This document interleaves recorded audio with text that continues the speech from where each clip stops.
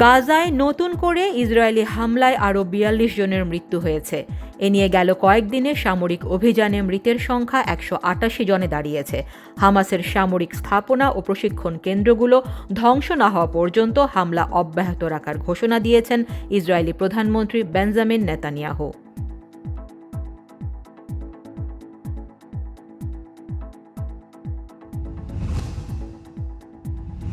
ফিলিস্তিনে চলমান ইসরায়েলি বর্বরতার প্রতিবাদে বিভিন্ন স্থানে প্রতিবাদ সমাবেশ হয়েছে।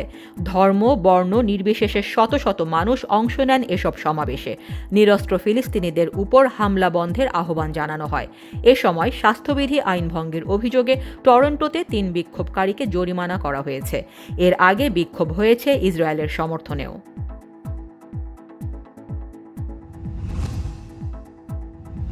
ফিলিস্তিনে চলমান অভিযান ইস্যুতে ইসরায়েলকে সমর্থন দিলেন মার্কিন প্রেসিডেন্ট জো বাইডেন। তিনি বলেন, নিজের নিরাপত্তা নিশ্চিতের অধিকার ইসরায়েলের আছে। এর আগে ফিলিস্তিনি প্রেসিডেন্ট মাহমুদ আব্বাসের সাথে ফোনালাপ করেন বাইডেন। এ সময় রকেট হামলা বন্ধ করতে ফিলিস্তিনি প্রেসিডেন্টের কাছে আহ্বান জানান তিনি। এদিকে ইসরায়েলকে সমর্থন দেয়ায় দলের ভেতরে চাপের মুখে পড়েছেন বাইডেন।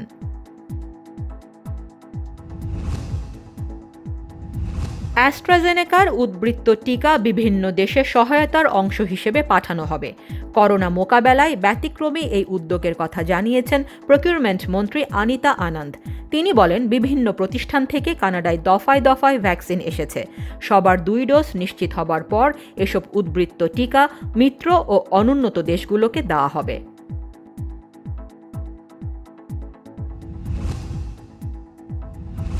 ভারতের বিহার ও উত্তরপ্রদেশের গঙ্গায় ভাসছে শত শত মরদেহ।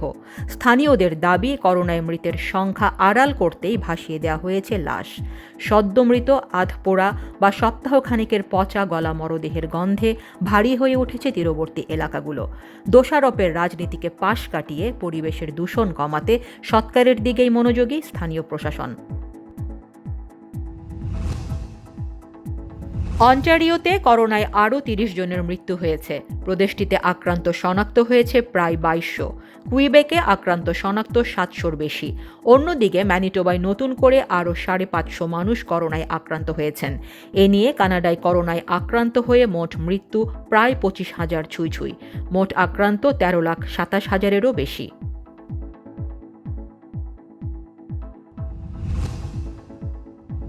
কানাডা থেকে কাঠ আমদানির ক্ষেত্রে শুল্ক বাতিলের পরিকল্পনা করছে যুক্তরাষ্ট্র।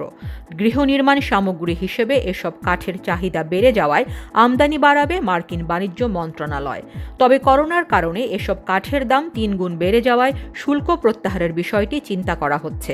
বর্তমানে কানাডা থেকে কাঠ আমদানিতে ৯% হারে শুল্ক দিতে হয়।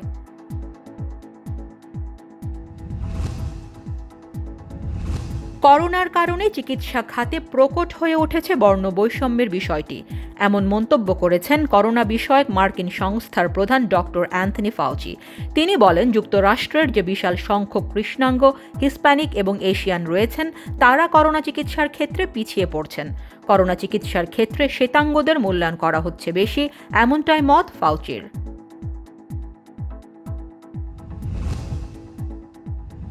ভারতের উত্তর পশ্চিম ও দক্ষিণ উপকূলে আঘাত হেনেছে ঘূর্ণিঝড় টাউটি।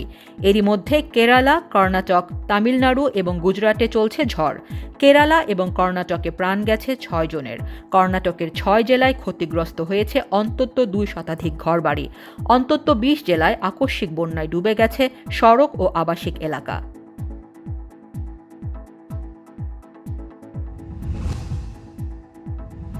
ইতালিয়ান ওপেনের ফাইনালে দেখা যাবে রাফায়েল নাদাল ও নোভাক জকোভিচ দ্বৈরথ।